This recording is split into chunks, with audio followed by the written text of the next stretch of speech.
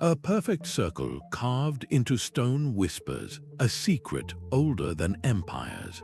Across continents and centuries, ancient civilizations spoke a silent, universal language of geometry and power. Why do the Great Pyramid and the Nazca lines, separated by an ocean, share the same mathematical blueprints? By the end of this journey, you will understand the hidden code that connected their world and still resonates in ours. We will uncover how this geometric grammar was used to command authority, encode cosmic secrets, and perhaps even bend the forces of nature. How does a simple shape come to hold such immense power over the human spirit? That perfect circle is more than just a shape. It is a universe in miniature, a form without beginning or end. This idea lies at the very heart of sacred geometry, an ancient belief system that saw mathematical principles as the language of creation itself. At its core, this philosophy holds that certain shapes and ratios are not man-made inventions, but cosmic constants, imbued with profound spiritual power. Two of the most important keys to unlocking this code are the golden ratio, often called phi, and the Fibonacci sequence. Think of a nautilus shell, its chambers expanding in an elegant spiral. That spiral follows the golden ratio, a special proportion of roughly 1.618 to 1. This same ratio appears in the branching of trees, the arrangement of sunflower seeds, and even the proportions of the human body. The Fibonacci sequence is its numerical counterpart, a series of numbers where each is the sum of the two before it, 0, 1, 1, 2, 3, 5, 8, and so on forever. This pattern governs the growth of living things, a hidden rhythm in the pulse of nature. It is no wonder that the philosopher Plato declared geometry to be the language of the gods. For ancient thinkers, these were not abstract curiosities. They were the fundamental blueprints of reality. The circle represented the heavens and unity. The square symbolized the earth and stability. The triangle pointed toward aspiration and transcendence. From these simple forms, more complex and potent symbols emerged. Consider the vesica piscis, the almond shape created where two circles overlap. This was not just a geometric accident. It was seen as a sacred womb, the intersection where the divine realm met the material world, the very moment of creation. This was the alphabet of a universal code. And with this alphabet, our ancestors began to write their grandest ideas not on parchment, but in stone. Rising from the desert sands, the Great Pyramid of Giza is a mountain of stone that speaks this geometric language on a colossal scale. Its four sides are aligned with the cardinal directions north, south, east, and west, with an accuracy that seems almost impossible for its time. This was no happy accident. It was a deliberate act of cosmic ordering, a way of anchoring the earthly realm to the perfect, unchanging movements of the heavens. But the precision goes far deeper than simple alignment. Encoded within the pyramid's very dimensions are fundamental mathematical constants. Take the ratio of its perimeter to its height. It gives you a number incredibly close to 2 times pi, the constant that defines a circle. This means the pyramid's base, a square, relates directly to the geometry of a circle, a profound symbolic union of earth and sky. The golden ratio is also present, woven into the proportions of its inner chambers and the angles of its passageways. These are not just random numbers, they are the signature of a civilization with a deep, intentional understanding of the mathematical fabric of the universe. How did they achieve this? The base is a near-perfect square, with sides so level that the difference between the longest and shortest is less than the length of your hand. This was intentional design on an almost unimaginable scale. Some researchers point to an even more staggering connection. If you take the pyramid's original perimeter and multiply it by 43,200, a significant number in ancient cosmology, you get a figure remarkably close to the Earth's equatorial circumference. This suggests its builders may have possessed a form of geodesy, a knowledge of the Earth's size and shape, long before it was thought possible. The pyramid's shape itself is deeply symbolic. It represents the primordial mound of creation from Egyptian belief, the first land to emerge from the waters of chaos. Each smooth, sloping side, angled with such exactness, was a ramp for the pharaoh's soul to ascend to the stars, joining the eternal gods. This was the ultimate expression of power through geometry. The pharaoh was not just a king, he was the axis mundi, the living center point around which the cosmos turned, and his tomb was a permanent, physical testament to that divine authority, written in the universal language of stone and sky. Across the sea, another monument speaks this silent language, not in polished stone but in weathered, colossal pillars. On the Salisbury Plain, as the first light of the summer solstice breaks the horizon, it strikes through a narrow gateway, perfectly framed by the towering heel stone. This is Stonehenge, a prehistoric computer built from earth and rock. Its massive sarsen stones are arranged in a perfect circle, a shape echoing the cyclical nature of the skies they were designed to watch. But this is not a simple ring. Within it lies a horseshoe of even larger stones, and these are framed by a series of concentric patterns etched into the landscape itself. This geometry was their clock and their calendar.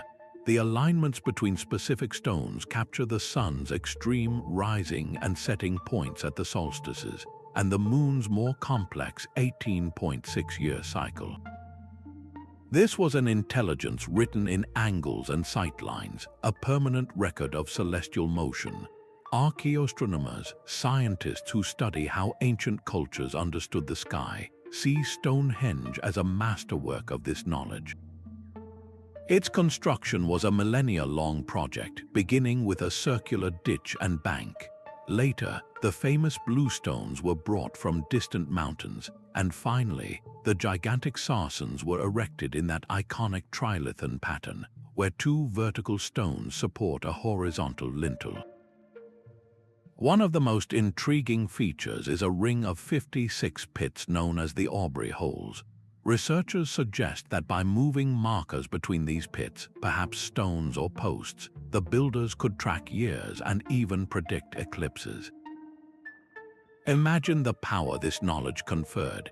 In a world governed by the seasons, the ability to announce the precise moment the sun would begin its return, or to warn of a moon turning to blood, was more than science. It was ultimate authority. The priests or chieftains who held this celestial key could claim a direct connection to the forces that sustained life itself. They used the universal grammar of circles and angles to command not just stone, but the very fabric of time and society. This was power etched into the earth, a declaration that human order could mirror the divine. The mandala's intricate lines and vibrant colors are not merely art. They are a universe in miniature, a sacred diagram of existence itself. In the quiet of a monastery, a Tibetan monk may spend days or even weeks carefully placing colored sands grain by grain to form a breathtaking circular design. Yet the most profound moment comes not with its completion, but with its immediate and deliberate destruction, swept into a jar and poured into a flowing river. This ritual embodies a central truth of sacred geometry, that the most powerful structures are not meant to be permanent possessions, but tools for inner transformation. The mandala serves as a spiritual map, used for centuries in Hinduism and Buddhism as a guide to enlightenment. It is a geometric representation of the cosmos and the human mind, a bridge between the outer world and our innermost consciousness. Ancient texts describe its layered patterns as stages of awareness. At its heart lies a single point, the bindu, representing the unmanifest source of all creation, the seed of the universe. Radiating outward are concentric circles, often surrounded by a square with 4 elaborate gates. These are not random decorations. The circle symbolizes the cyclical nature of life and the boundless wheel of time. The square grounds this cosmic energy, representing the orderly, material world with its 4 cardinal directions. The gates are passages from the earthly realm to the sacred center, each one a challenge and an invitation. Within these geometric boundaries, specific shapes unfold. Lotus flowers bloom, their perfect symmetry representing spiritual purity, rising from the mud of worldly existence. Celestial palaces appear, their architecture mirroring the structure of the universe, a home for deities and enlightened states of mind. Every line, every color, corresponds to a philosophical principle or a level of consciousness. As a meditator visualizes moving through the mandala's geometric layers from the outer gates to the luminous center, they are not simply following a pattern. They are navigating the architecture of their own being, dissolving the illusion of a separate self to merge with the universal whole. This is how geometry was used to visualize a spiritual power structure, a hierarchy of divine energies and mental states. By focusing on this symbolic map, practitioners learn to harness their inner power, to find order within chaos, and to understand their place in the vast cosmic design. The careful construction and subsequent dissolution of the mandala teaches that all forms, no matter how beautiful or perfect, are temporary. True power lies not in holding onto the design, but in understanding the timeless principles it represents. This ancient practice reveals a shared human impulse to use the universal language of geometry to map the journey from the finite self to the infinite. High above the Peruvian desert, a mystery unfolds on an epic scale. From the ground, the Nazca Plain is a canvas of reddish-brown pebbles, but from the vantage point of the sky, colossal figures and precise geometric forms materialize. A hummingbird with wings outstretched spans the length of several city blocks. A spider, a monkey, and a whale are all rendered in a single, continuous line. Alongside these biomorphic shapes are vast geometric clearings, perfect triangles and trapezoids that stretch toward the horizon, and straight lines that run for kilometers without deviating an inch. This is the language of the Nazca lines, a geoglyphic code written not on parchment, but on the very skin of the earth. The sheer size of these creations presents an immediate puzzle. How, and more importantly why, would a people create such immense art that they could never fully see themselves? The construction itself was a feat of simple yet brilliant engineering. The dark surface layer of desert pavement was carefully removed, revealing the lighter colored sand beneath. This color contrast created the lines, and the arid climate has preserved them for nearly 2,000 years. The precision, however, is anything but simple. To create a perfectly straight line over such vast distances, the builders likely used a series of stakes and cords, sighting along them to maintain direction. For the complex curves of the animal figures, they may have scaled up small models using a grid system, a technique that demonstrates a sophisticated understanding of proportionality and geometry. But what was the ultimate purpose of this monumental effort? One prominent theory suggests the lines formed a giant astronomical calendar, with certain alignments pointing to the rising and setting sun during solstices or to specific star clusters. Another compelling idea connects the lines to a plea for life's most essential resource, water. The Nazca region is brutally dry, and many of the animal figures, like the hummingbird or the monkey, are creatures associated with water or fertile regions in the Andes. The trapezoids and triangles often point toward distant mountain sources of water. It is possible that these massive geoglyphs were ritual pathways, walked by priests or community members to invoke the deities who controlled the rains, a form of sympathetic magic written large upon the land. One of the most enigmatic figures is known as the astronaut, a being with a large, round head and seemingly wide eyes perched on a hillside. While some have woven speculative tales, most archaeologists see it as a shamanic figure, perhaps representing a spiritual practitioner in a trance state, combining human and owl-like features. This figure, like all the others, embodies the fusion of the geometric and the biological, the mathematical and the mystical. The creation of the Nazca lines was undoubtedly a communal act, a project that required the coordinated labor of many people over generations. This collective effort to impose such precise, human-made order onto the wild, untamed landscape was itself an expression of power. It was a declaration that their community, through shared knowledge and unwavering purpose, could communicate directly with the forces of nature, and in doing so, leave a permanent mark on the world that would only be fully understood from a higher perspective. Plato believed the entire cosmos was built from 5 perfect shapes. These are the Platonic solids, forms so pure and symmetrical that they have captivated philosophers for millennia. A tetrahedron has 4 triangular faces, a cube has 6 square faces, an octahedron is made of 8 triangles, a dodecahedron of 12 pentagons, and an icosahedron of 20 triangles. What makes them mathematically unique is that every single face is an identical regular polygon, and the same number of faces meet at every corner. For Plato, this perfection was not an accident. It was proof of a divine blueprint. In his work Timaeus, he assigned each solid to a fundamental element, creating a geometric model of reality itself. The sharp, piercing tetrahedron was the shape of fire. The stable, unmoving cube represented earth.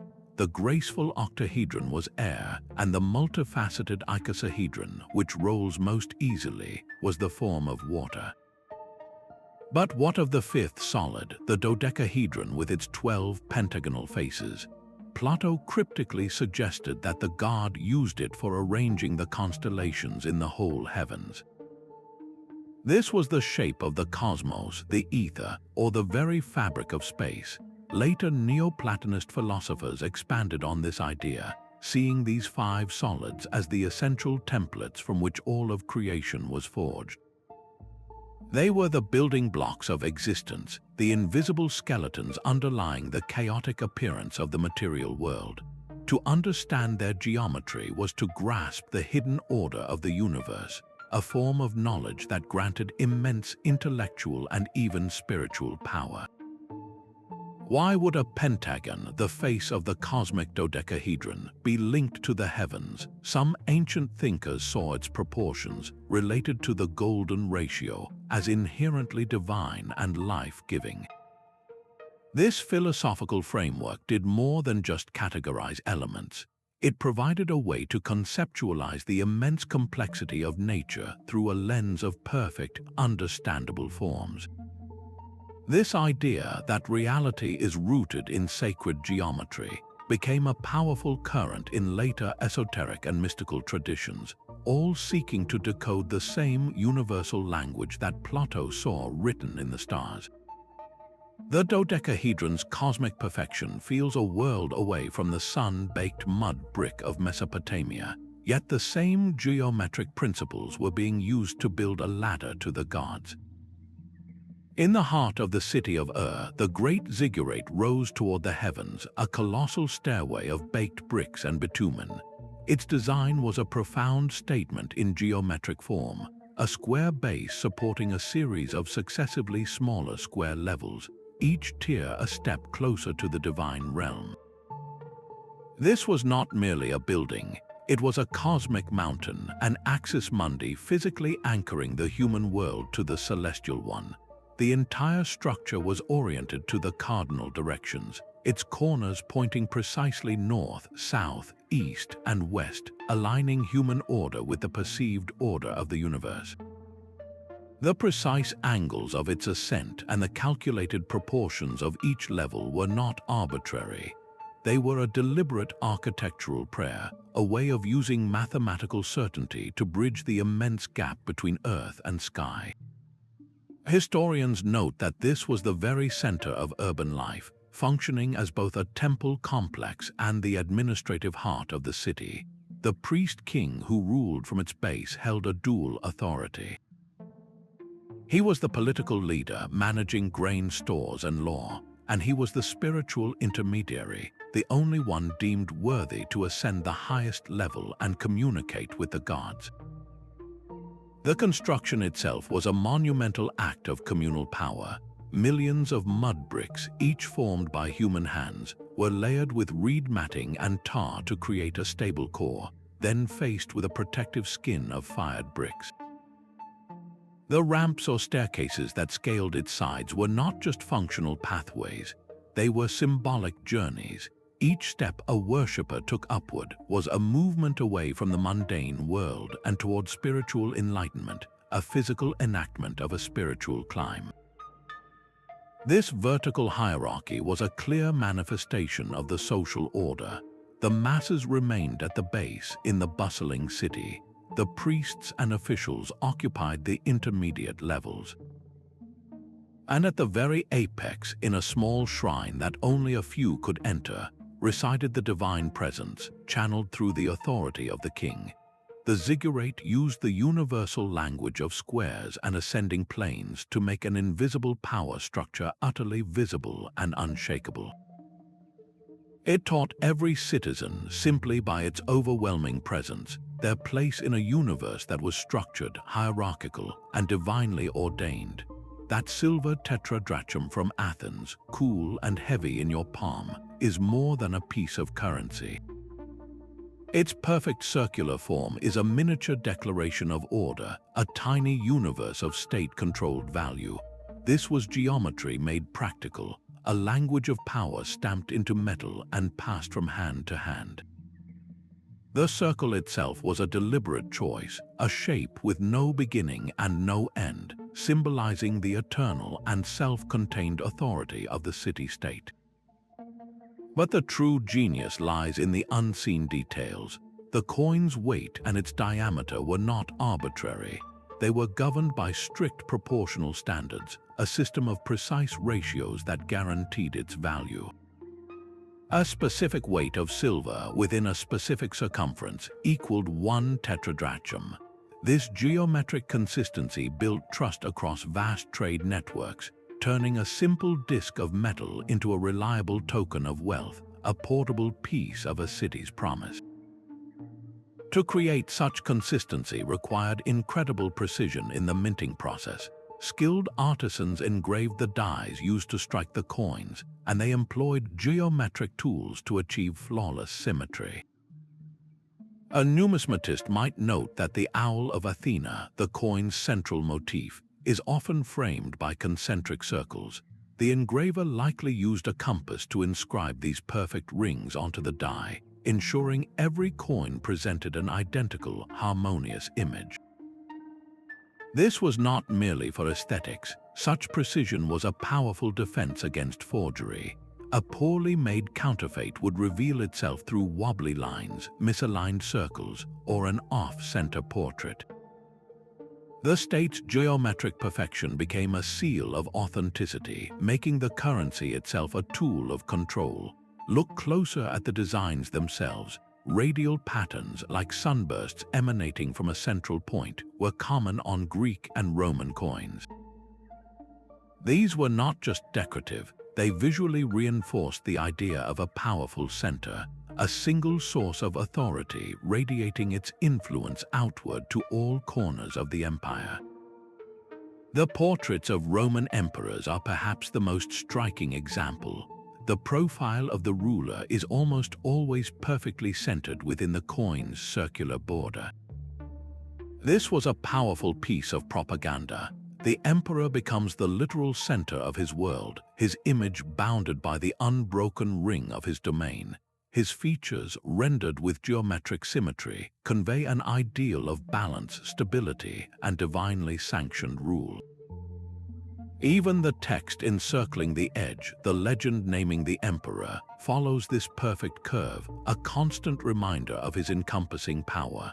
This was how sacred geometry moved from the temple and the monument into the marketplace and the home. Every time a citizen used a coin to buy bread or pay a tax, they were unconsciously handling a tiny artifact encoded with the principles of cosmic order and state control. The circle in their pocket was a silent teacher, reinforcing the message that the authority which minted the coin was as fundamental, as reliable, and as perfectly ordered as the geometry it used. It was a masterstroke of societal engineering, turning everyday commerce into a continuous, subtle lesson in power. The shadow descends like a living thing, a diamond-backed serpent of light and dark slithering down the pyramid stone spine.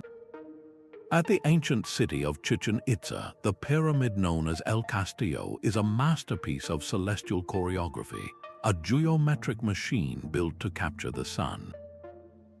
This Mayan structure is our fifth artifact, a testament to a civilization that wove time, space, and divinity into a single architectural form. Its trapezoidal shape, rising in 9 distinct levels, is far more than an aesthetic choice. Each level represents a tier of the underworld, a symbolic descent into the realm of the ancestors, while the 4 staircases, one for each cardinal direction, anchor the pyramid to the 4 corners of the earthly world. This is sacred geometry as a cosmic map, a physical model of the universe as the Maya understood it. The entire pyramid is a calendar rendered in stone.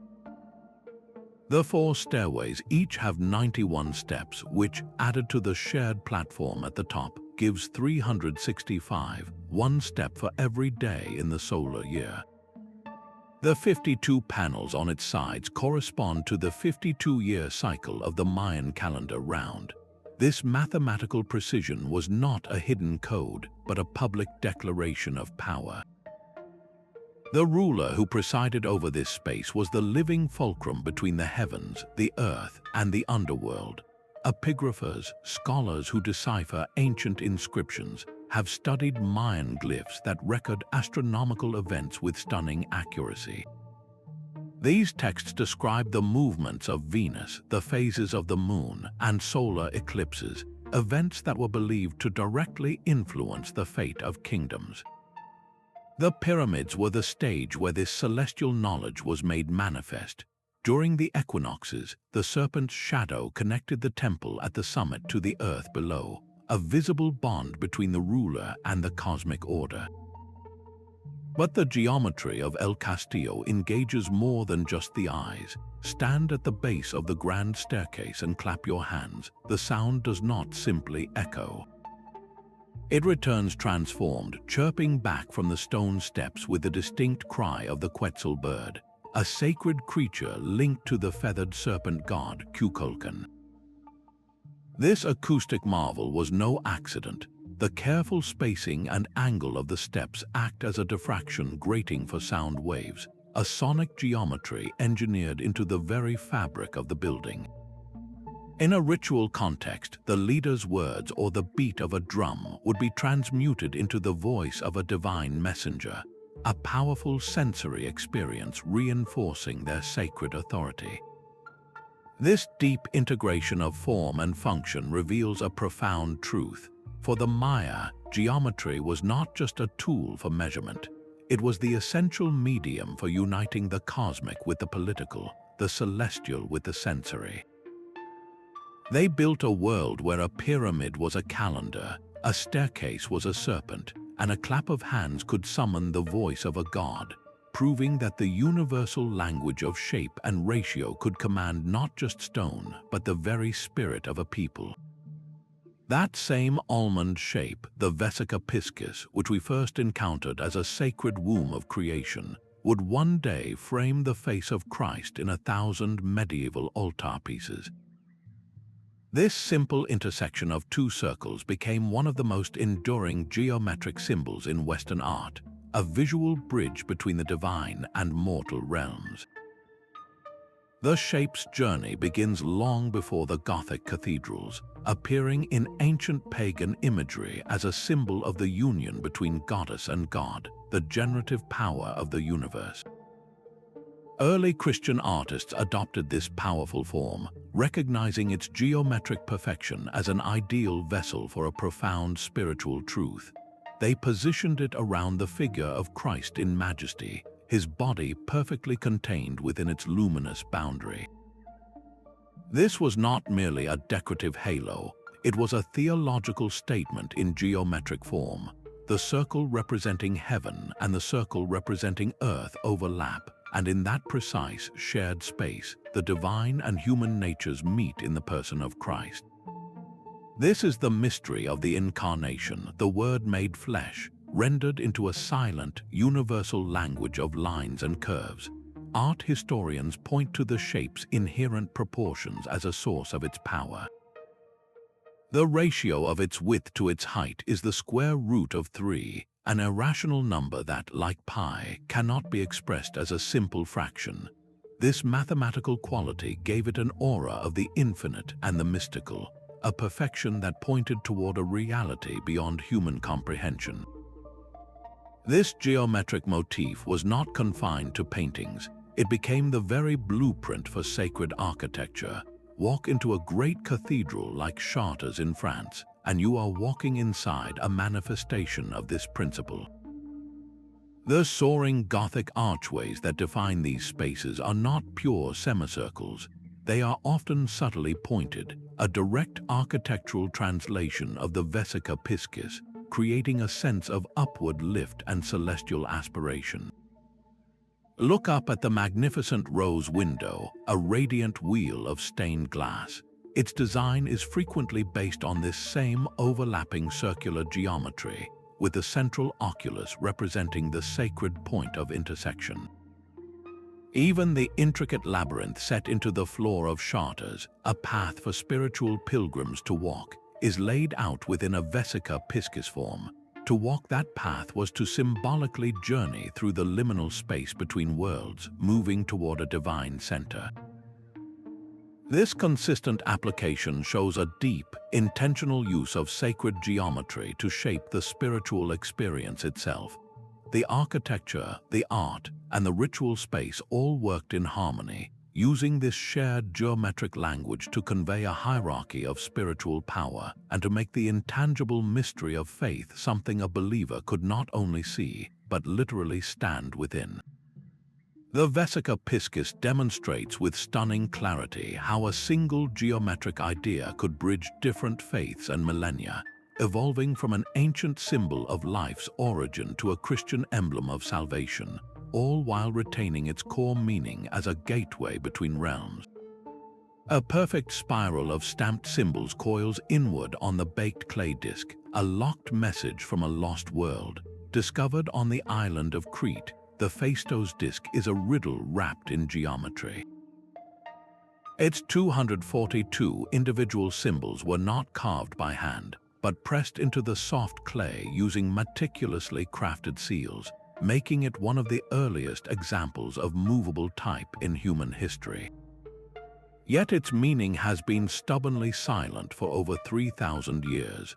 The disc's power lies not in a deciphered message, but in its undeniable geometric structure.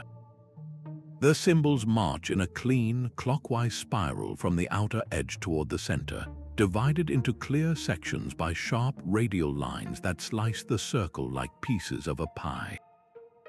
This is not chaotic scribbling, it is information carefully organized within a perfect circular form, a deliberate act of encoding. Why choose a spiral? This shape is one of the most ancient and universal symbols found in swirling galaxies and unfurling ferns. It can represent the journey of the soul, the cyclical nature of time, or the path inward toward enlightenment. On the Phaistos disc, the spiral may chart a liturgical hymn, a list of kings, or the rules of a sacred game. The radial lines could mark the verses of a prayer or the turns in a ritual. Experts who have studied the symbols note fascinating patterns of repetition and grouping. Certain sequences appear multiple times, like a recurring chorus, while other combinations are unique. This repetition suggests a structured composition, not random prose. Some symbols depict recognizable forms, a helmeted head, a bee, a ship, while others are pure abstraction. Could this be a geometric key to power? In a society where literacy was likely limited to a privileged few, the ability to read this spiral script, to understand the order within the circle, would have been a profound source of authority. The individual holding the disc might have been the only one who could recite the prayer that ensured a good harvest, or interpret the oracle that guided the king.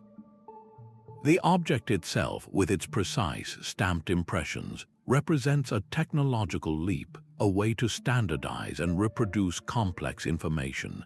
Its very existence hints at a system, a controlled method of communication that elevated its keeper above the common person.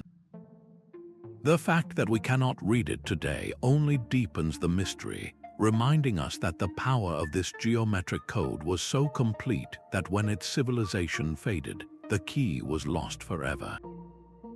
This drive to encode knowledge in geometric patterns connects to an even broader human impulse, a desire to protect the most valuable secrets within a fortress of shape and number.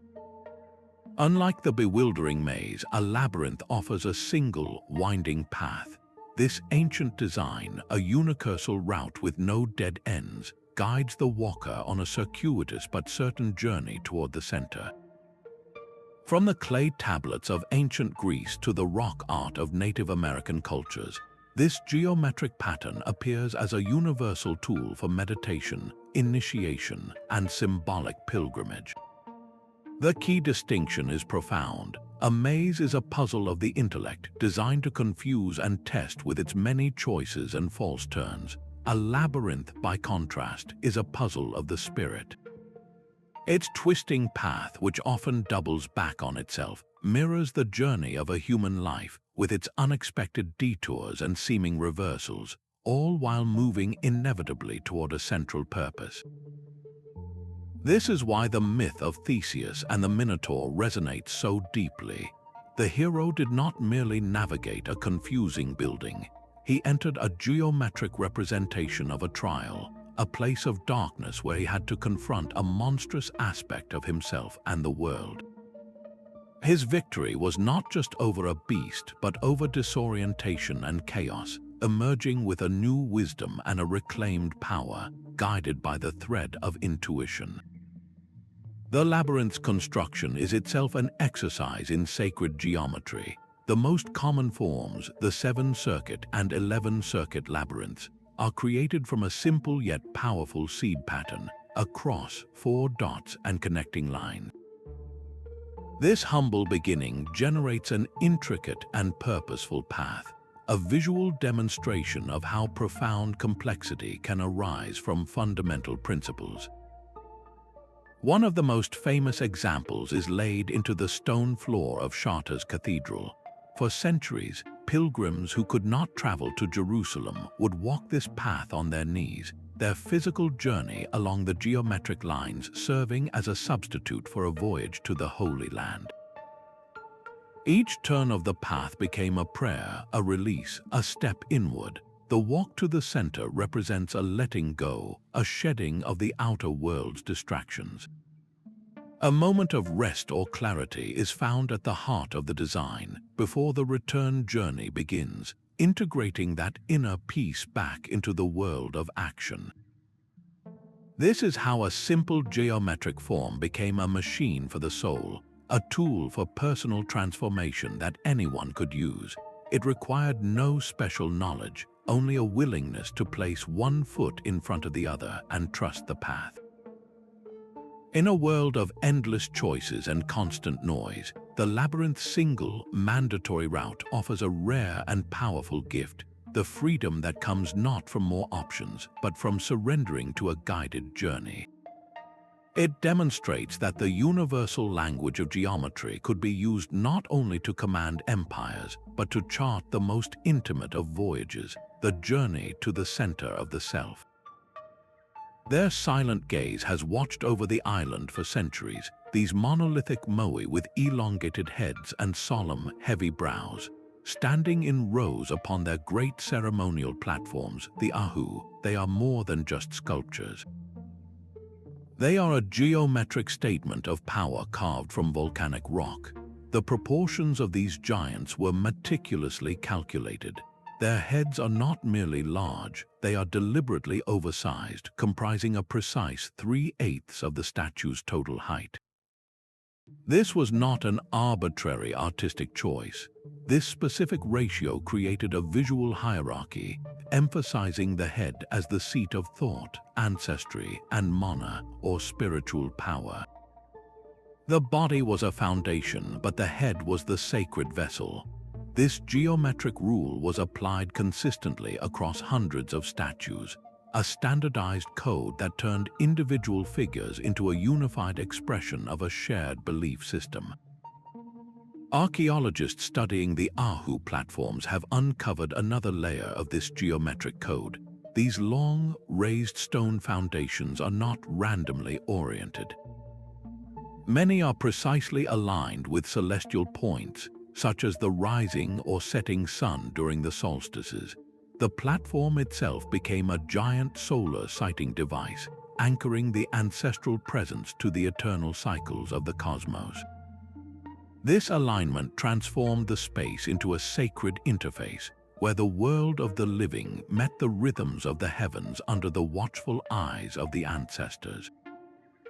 Moving these multi-ton figures from the quarry at Rono-Raraku to their coastal perches was a staggering feat of applied geometry. It was a physical puzzle of leverage and balance. The islanders likely used a combination of log rollers, ropes, and a rocking motion, effectively walking the statues across the landscape. This process required an intuitive, yet profound, understanding of center of gravity, pivot points, and friction.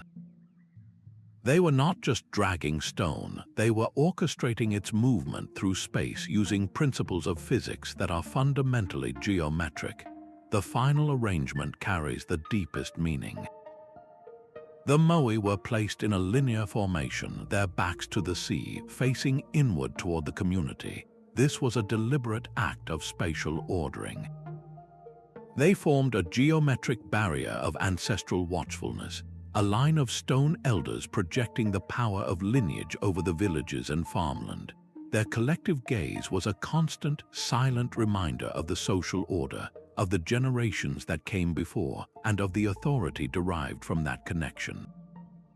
In this way, the entire landscape became a diagram of control, using the universal language of line, ratio, and alignment to enforce spiritual authority and bind the community together under the eyes of their geometric guardians. Walking through the ruins of Mohenjo-Daro feels like stepping into a vast geometric diagram. This ancient city of the Indus Valley, built over 4,000 years ago, was laid out with a precision that rivals modern urban planning. Its streets run in perfect straight lines, intersecting at exact right angles to form a rigid grid of city blocks. This was not an organic settlement that grew over time. It was a deliberate act of creation, an entire city conceived and executed according to a master plan written in the language of geometry. This orthogonal grid, a design of perpendicular lines, did more than just look orderly.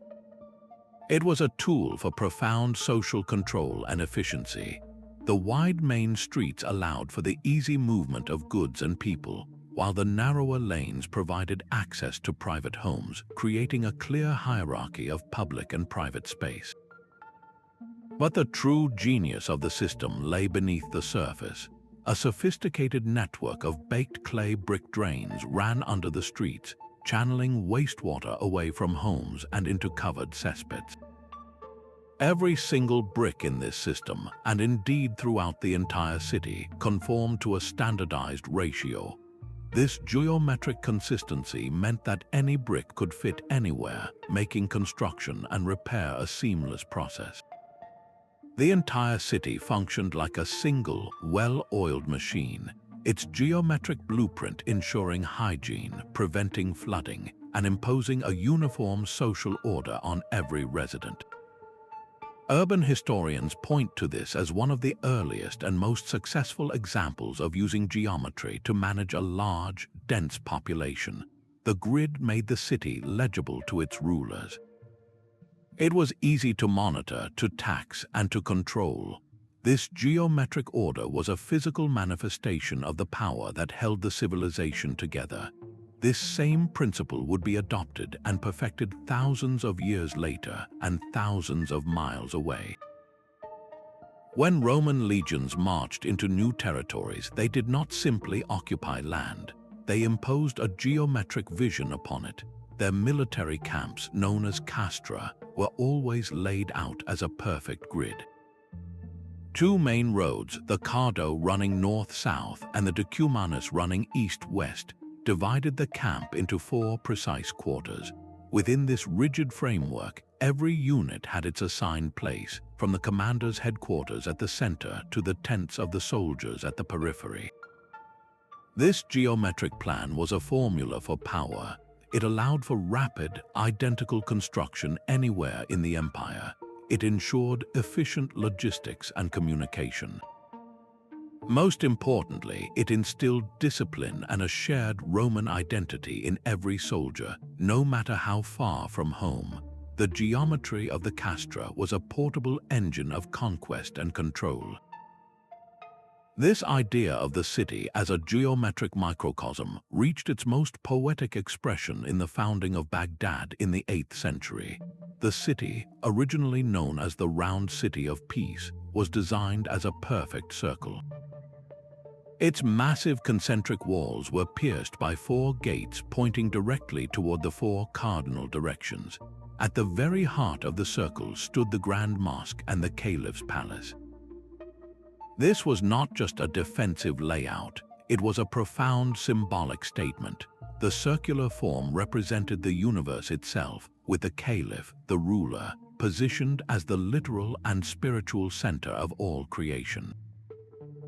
The radiating avenues and concentric rings organized the population by trade and status, creating a visible social hierarchy that mirrored the cosmic order. To live within this geometric diagram was to be constantly reminded of your place in a universe governed by a single, central authority. The power of the grid, the cross, and the circle was their ability to translate abstract ideas of cosmic harmony and social control into the daily reality of mud brick, stone, and paved streets. Geometry gave rulers the ultimate tool, the power to build not just structures but entire societies. A corroded lump of bronze and wood, lost for 2,000 years at the bottom of the sea, held a secret more complex than any artifact for a millennium to come.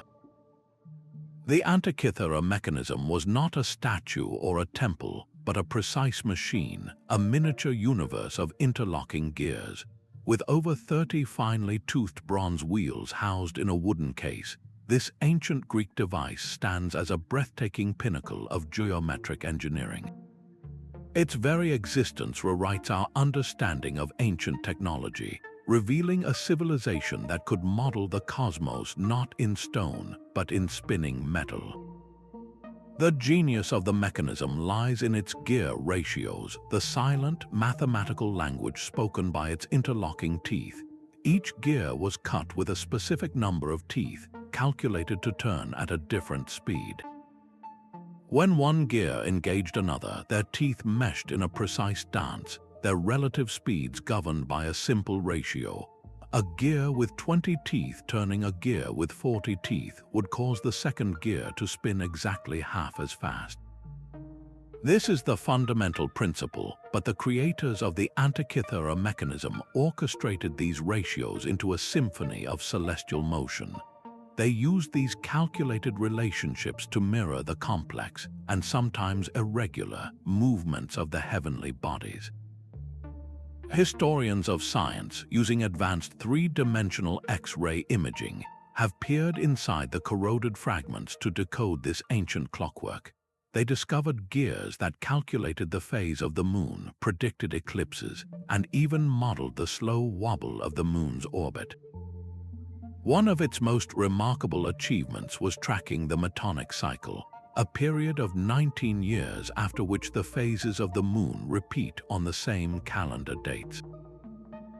To achieve this, the mechanism employed a complex set of gears that effectively divided the year into this 19-year pattern, a calculation of stunning geometric ingenuity.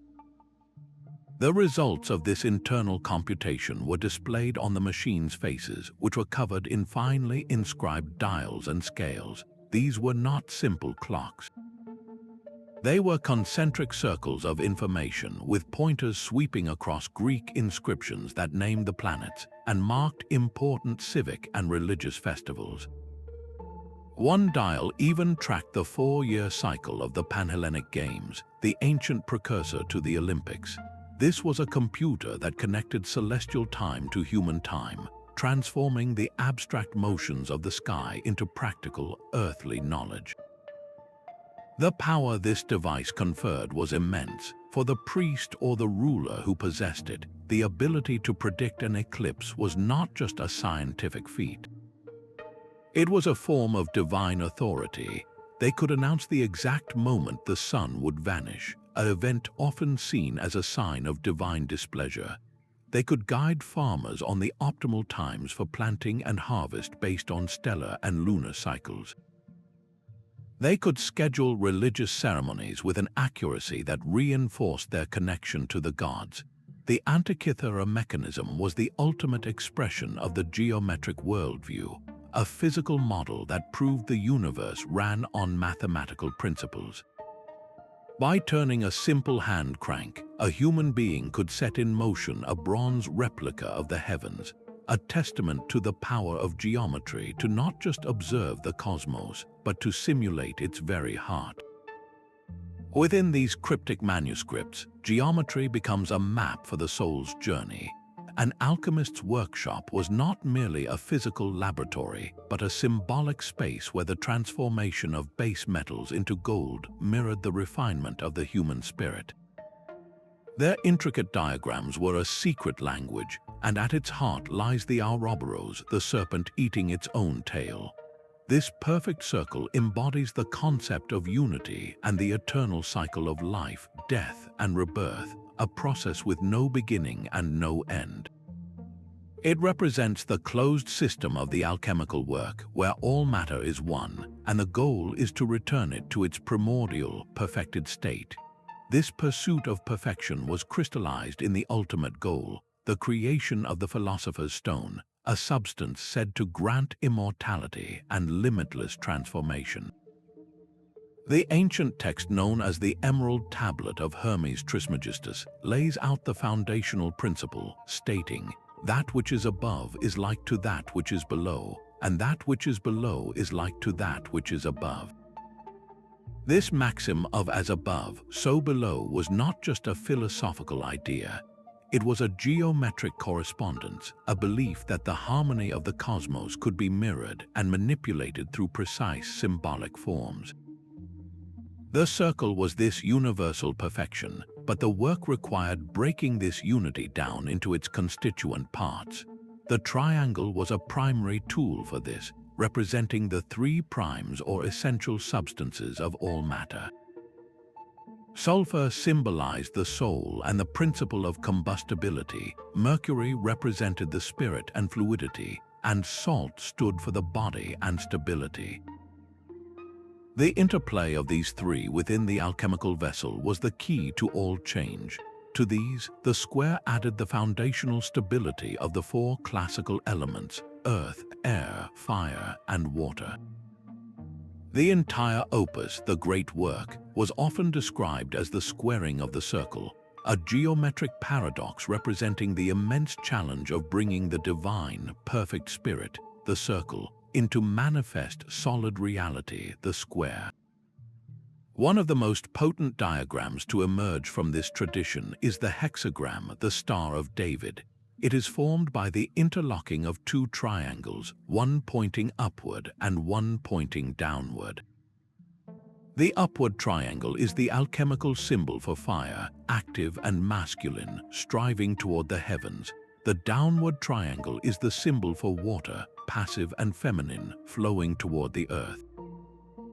Their perfect fusion in the hexagram creates a balanced emblem of cosmic harmony, the reconciliation of opposites. It is the marriage of the above and the below, a visual representation of the universe in perfect equilibrium.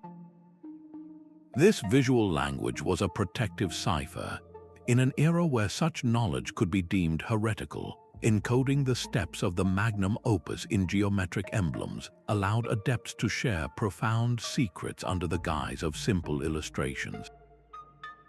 To the uninitiated, it was a curious drawing. To the alchemist, it was a detailed recipe for spiritual and physical transmutation, a key to unlocking power over nature and, more importantly, over the self.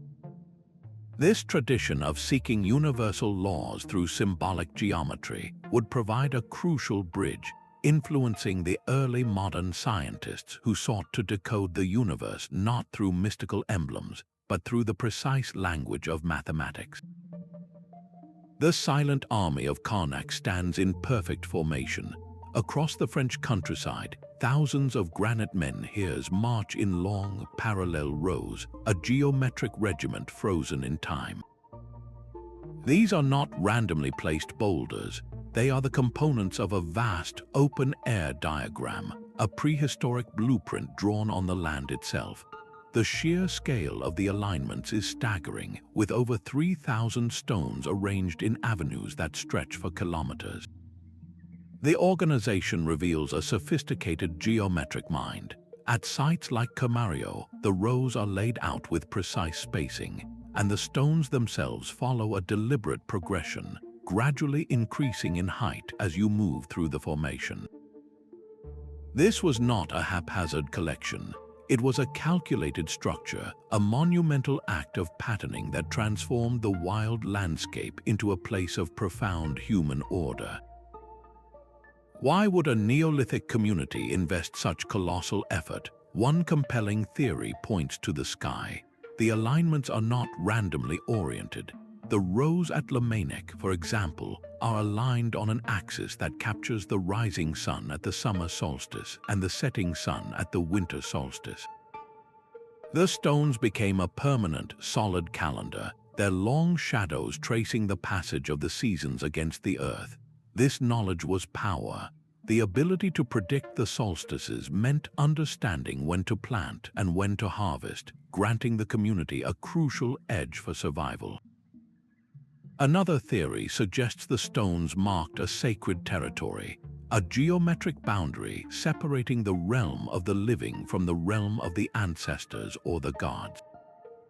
The straight lines and avenues could have served as processional paths for rituals, where walking the geometric lines was a spiritual act, a way of physically tracing a connection between the human and the cosmic. The effort required to erect this stone forest was itself a declaration of power.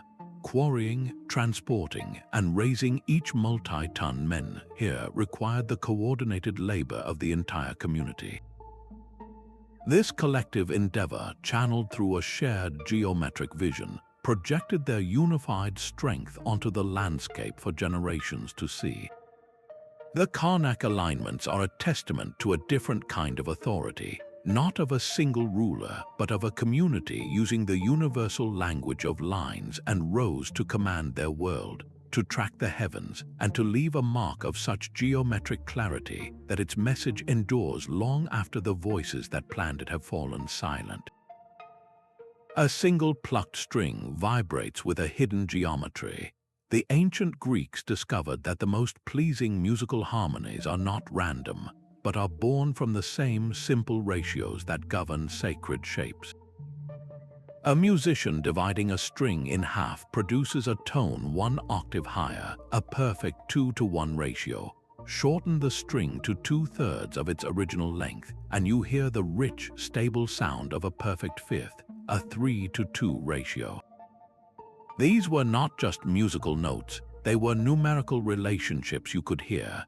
The philosopher Pythagoras is famously linked to this revelation through his experiments with the monochord, a single string stretched over a resonating box. By moving a bridge beneath the string and listening, he demonstrated that consonance, the beauty of a chord, was a matter of mathematics. The resulting sounds were clean and whole because their wavelengths fit together in these perfect, simple proportions. Centuries later, the Roman scholar Boethius would crystallize this idea, calling music number made audible. He argued that this sonic order was a direct echo of a larger cosmic order. This led to the profound concept of the music of the spheres, the belief that the planets themselves, in their majestic orbits, produced a celestial harmony. Though inaudible to human ears, this music was a geometric symphony, the ratios of planetary distances and movements corresponding to the same intervals of the diatonic scale. Think of the scale not as a random collection of notes, but as a ladder built from a series of perfect fifths, each step a precise 3:2 leap. This understanding transformed the musician's role. They were not merely entertainers, but practitioners of a sonic science, wielding the power of geometric ratios to directly influence human emotion and spirit. A melody constructed from pure fifths and octaves could soothe a troubled mind, while dissonant, irregular intervals could create tension and unrest. This was geometry's power expressed in the most intangible of arts, proving that the universal language of ratio and form could resonate not just in stone and sky, but within the very soul of the listener. Silent and eternal, a geometric army guards its emperor. Deep beneath the earth in Shaanxi, China, the terracotta army stands in 11 parallel corridors, a subterranean masterpiece of military order carved from clay. Discovered by farmers in the 20th century, this sprawling necropolis protects the resting place of Qin Shi Huang, the first emperor to unify China. It is far more than a collection of statues. It is a perfectly arranged microcosm of an imperial army, frozen in time and organized with mathematical precision. The layout of the pits is a direct reflection of actual battle formations from the Qin dynasty.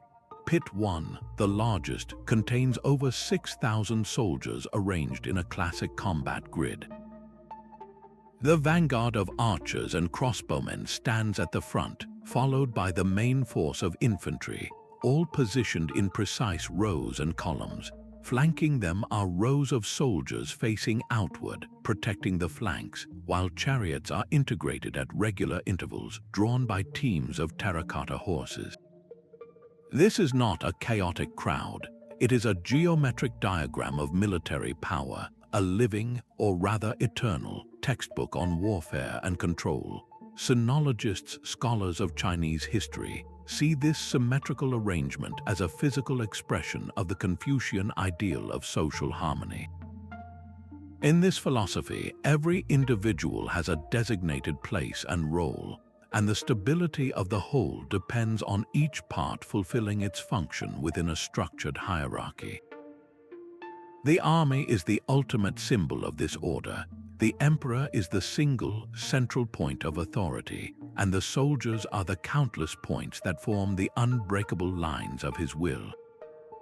Each figure is astonishingly unique, with individualized faces, hairstyles, and expressions, yet they are all built from a standardized, modular system. Artisans used a limited set of molds for body parts like heads, torsos, and legs, combining them in different ways and adding hand-sculpted details to create the illusion of a vast, diverse army. This assembly line production was a feat of logistical geometry, allowing for the coordinated creation of thousands of figures with remarkable efficiency.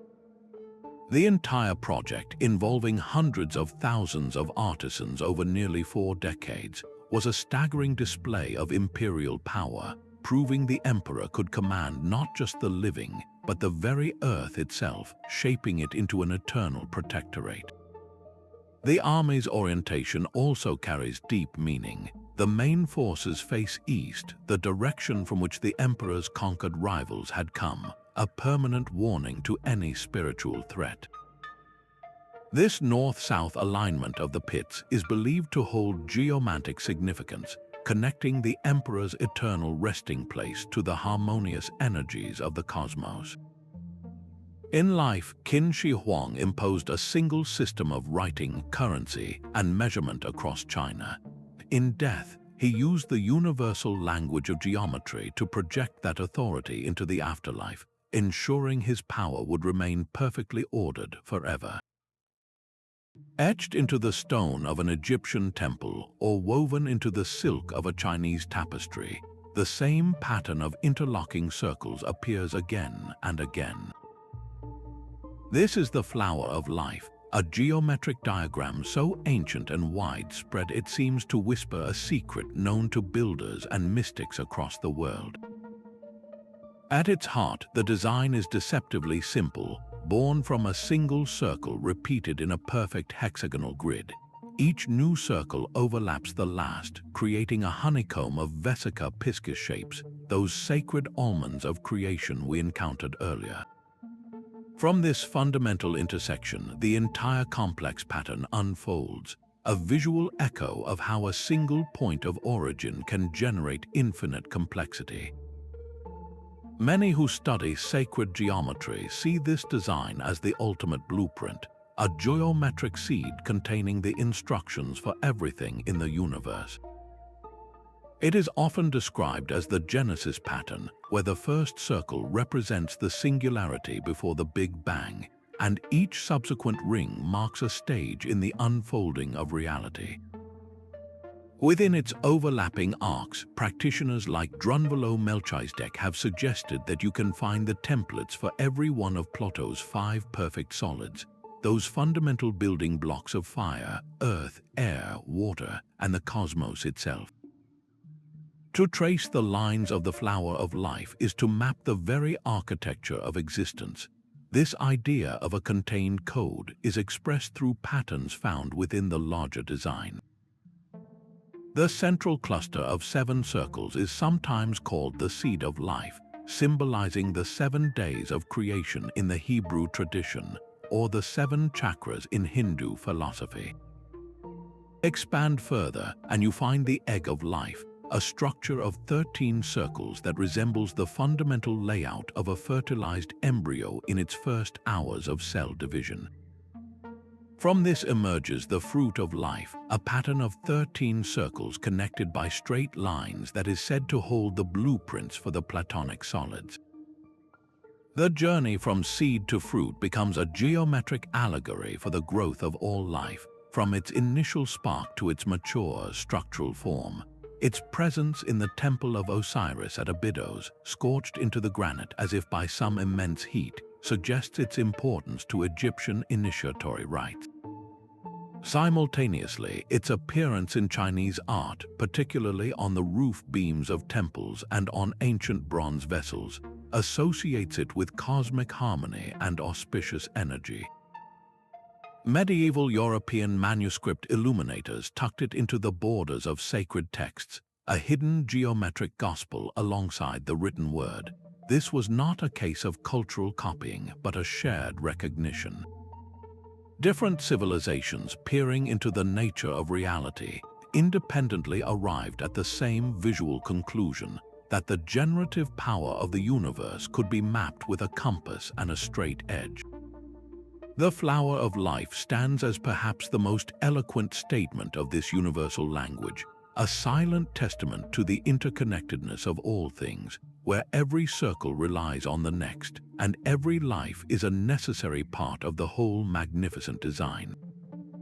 11,000 years ago, before the pyramids or Stonehenge were even a thought, a hill in southeastern Turkey was being reshaped by human hands, Göbekli Tepe is not just old, it is staggeringly ancient, a temple complex that predates agriculture and rewrites the story of human civilization.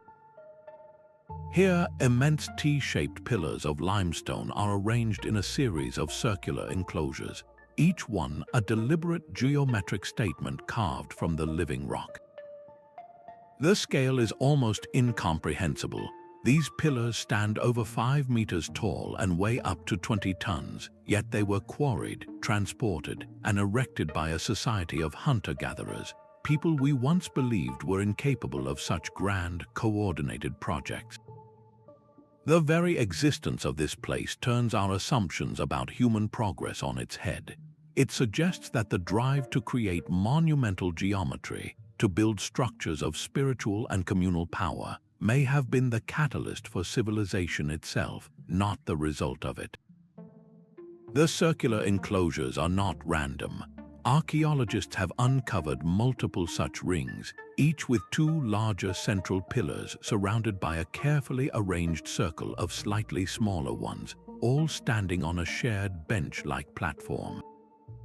This was a conscious, repeated design, a geometric blueprint used over and over again.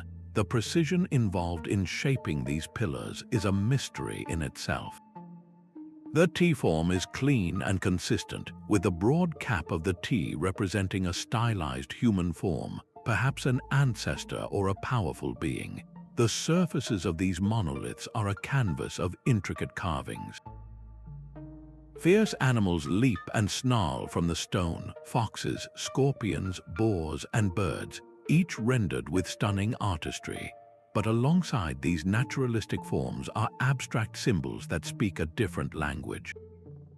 Sharp geometric patterns appear repeatedly: nets, grids, and H-shaped symbols that seem to defy simple explanation. What do these patterns mean? Some researchers suggest the nets could represent traps or constellations, a way of symbolically capturing or mapping the world. The H symbols might denote portals or gateways between realms, a geometric key to a spiritual cosmology. One of the most fascinating recurring motifs is a series of crescents and circles that some archaeologists interpret as an early lunar calendar, tracking the phases of the moon. This would have been a profound source of knowledge, allowing the community to mark time and predict seasonal changes. The very act of building Göbekli Tepe was an expression of power. To coordinate the labor required to feed the workers and to sustain the vision across generations implies a sophisticated social structure. The knowledge of geometry and astronomy encoded in these stones would have been held by a select few, perhaps shamans or ritual leaders, granting them immense authority. This was not power wielded through force, but through a shared belief system, made tangible in the perfect circles and enigmatic carvings of the world's first known temple. Göbekli Tepe stands as a silent, monumental question, challenging us to reconsider when and why humanity first began to speak the universal language of shape and symbol to command its world. A single, unwavering line can anchor an entire universe. This is the power of the axis mundi, the world axis, a concept that ancient cultures around the globe expressed through the most fundamental geometric forms. It is the invisible central pillar connecting heaven, earth, and the underworld, a spiritual backbone for the cosmos made visible in the vertical line of a towering tree or the peak of a sacred mountain. In Norse belief, this was Yggdrasil, the immense ash tree whose roots delved into the realms of the giants and the dead, and whose branches held the home of the gods. The Saxon Irminsul was a similar pillar, a physical representation of this cosmic connection. These were not just symbols of nature, they were geometric diagrams of existence itself, built with a profound symmetry that mirrored the perceived balance of the universe. The mythologist Mircea Eliade described this axis as the center of the world, the point where the sacred breaks through into the ordinary, and where communication between human and divine becomes possible. This is why the places built around this concept were considered the very navel of the world. At the Oracle of Delphi in Greece, a stone called the omphalos marked this sacred center. It was believed to be the point where two eagles, released by Zeus from opposite ends of the world, met in their flight. The stone itself was often depicted as hemispherical or egg-shaped, covered in a geometric net pattern, symbolizing the unity and interconnectedness of all things radiating from this single point. This geometric principle of a central axis granted immense symbolic power. A temple or a city designed around this concept was not simply located somewhere. It was the place, the fixed point around which all of creation revolved. To stand at that center was to be at the source of cosmic order, a position of ultimate authority and spiritual potential. This is why so many ancient plans are based on concentric circles or squares radiating from a central point, or why pyramidal structures reach for the sky from a square base. They are all architectural expressions of the axis mundi, using the universal language of line and form to create a ladder between worlds and declare a sacred, unshakable order for all who lived within its geometric shadow. A simple clay jar sealed for centuries held a secret more potent than any potion. Within its unassuming form lay a copper cylinder, an iron rod, and the ghost of a forgotten power. Known today as the Baghdad Battery, this artifact from ancient Mesopotamia presents a quiet mystery. Its geometric design is deceptively simple, a perfect example of form following potential function. The entire system is a study in concentric containment. The outer clay vessel provides insulation and structure. Inside, a rolled copper sheet forms a central cylinder, and within that, an iron rod is suspended, kept separate by an asphalt plug that also seals the top. If this jar was filled with an acidic electrolyte, something as common as vinegar or grape juice, the stage was set for a fundamental chemical reaction. The different metals, copper and iron, immersed in the acidic solution, would create a potential difference, a weak but measurable electrical current flowing between them. This is the basic principle of every electrochemical cell invented millennia later. The very shape of the components was crucial to its operation. The cylindrical form of the copper conductor maximizes the surface area in contact with the electrolyte, while the central iron rod acts as the opposing terminal. Their geometric arrangement, one tube perfectly containing the other, was not an aesthetic choice but a functional one, creating the closed system necessary for the reaction to occur. Historians of technology debate its ultimate purpose. Was it used for electroplating, to deposit a thin layer of gold or silver onto other metal objects? A form of ancient gilding that would have seemed like magic. Some researchers suggest a more sensory application. The mild electric current could have produced a tingling sensation, perhaps used in a religious or healing context to create a tangible experience of divine power. A priest might have held the device, feeling its subtle vibration as a direct connection to an unseen force. The careful proportions of the metals and the insulating properties of the clay and asphalt all point to an applied, practical knowledge. This was not just abstract geometry. It was geometry put to work, a deliberate arrangement of materials and shapes to harness a natural, invisible force. The Baghdad Battery stands as a quiet testament to a different kind of power, one not written in towering stone but contained within a humble jar, suggesting that the universal language of form could be used to command not just the cosmos, but the very spark of nature itself. A classical astrological chart is a perfect geometric machine for mapping fate. Its primary circle represents the ecliptic, that great apparent path of the sun through the stars, divided into the 12 familiar signs of the zodiac. But this is merely the outer ring. The true geometric complexity lies within, where a web of lines slices the circle into 12 unequal segments, the houses.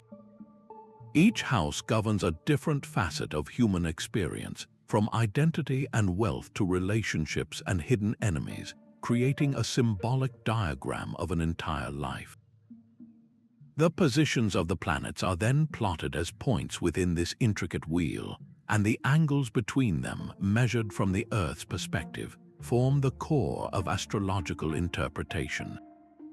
A square aspect, a separation of 90 degrees, was seen as a source of tension and challenge, a geometric friction demanding effort. A trine, a gentle 120-degree angle, signaled harmony and flow, as if the planets were in natural geometric accord. The ancient astronomer Claudius Ptolemy, in his foundational work the Tetrabiblos, articulated this system with mathematical clarity. He described how the qualities of the signs were derived from their geometric relationships, how the square of the circle into 4 quadrants represented the fundamental elements of fire, earth, air, and water.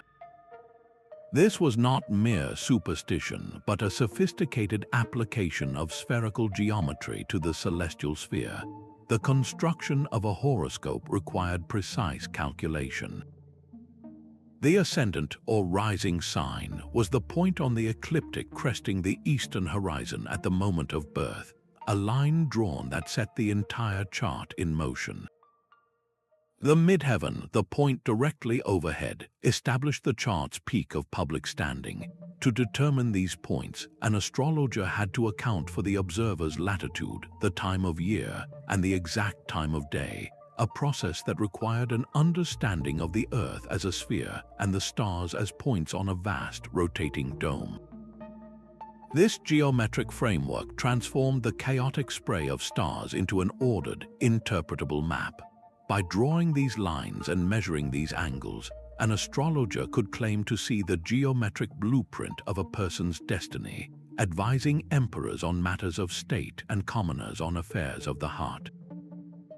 They wielded the power of the compass and the ruler to translate cosmic mathematics into human guidance, proving once more that the universal language of shape was believed to govern everything, from the orbits of worlds to the intimate details of a single life. The Great Sphinx of Giza holds a silent conversation with the pyramids behind it. Its colossal form, a hybrid of a lion's powerful body and a human head, is a masterpiece of composite geometry, a puzzle carved directly into the limestone bedrock. The proportions of this guardian are anything but random. The massive body stretches over 200 feet in length, while the regal head, though weathered, maintains a precise and deliberate scale against the immense frame. This relationship between the human and the animal is a geometric statement of power, merging the intelligence of a pharaoh with the supreme strength of the king of beasts. Egyptologists studying the monument note that the original sculpture was likely far more detailed, perhaps painted in vibrant colors and adorned with a royal headdress and a ceremonial beard, its face a specific portrait of divine kingship. The dramatic erosion patterns visible today, particularly the deep fissures along the body, are a subject of ongoing research, with some geologists suggesting they point to water weathering from a much earlier, rainier period in the region's history. This weathering only deepens the mystery of its true age and original grandeur. To create such a unified form on this scale required an advanced understanding of large-scale proportionality.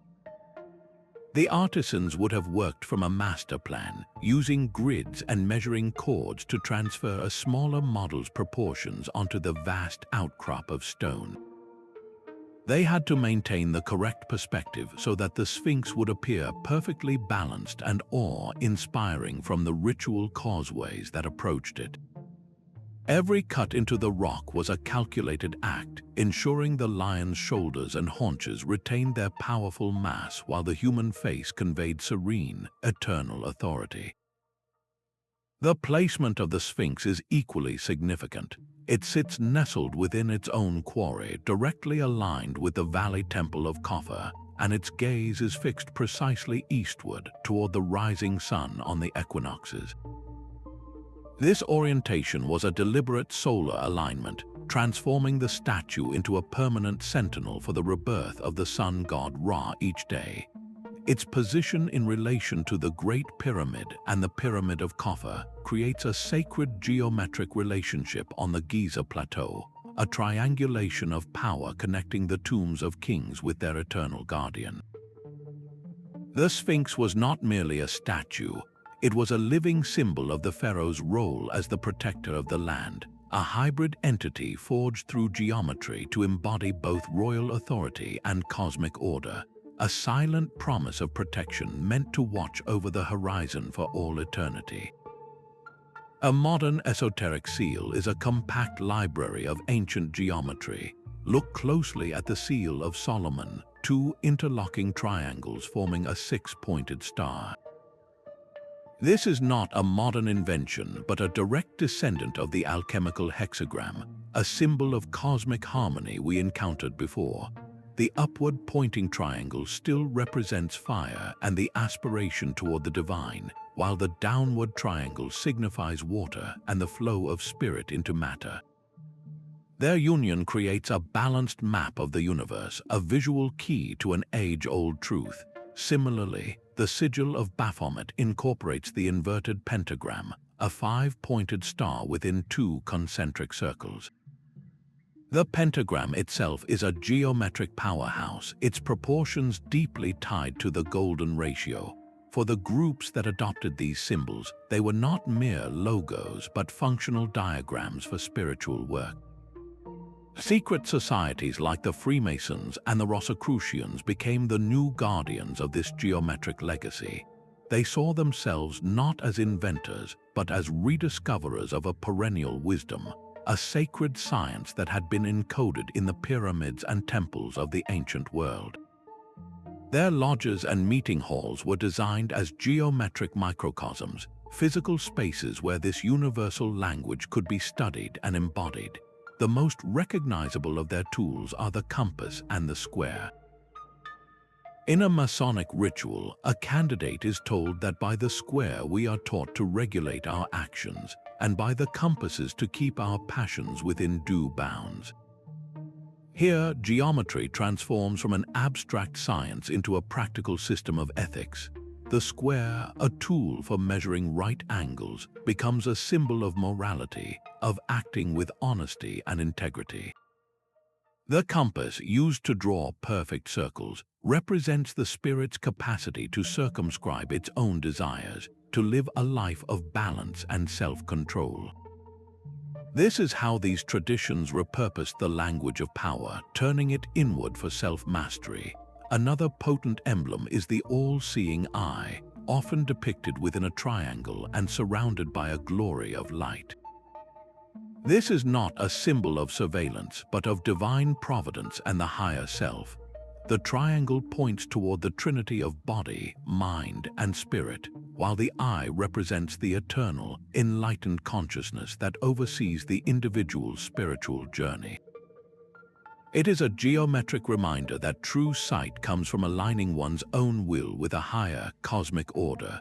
Walk into any Masonic lodge and your feet will rest upon a checkered floor of black and white tiles. This is not a decorative choice, it is a profound geometric teaching.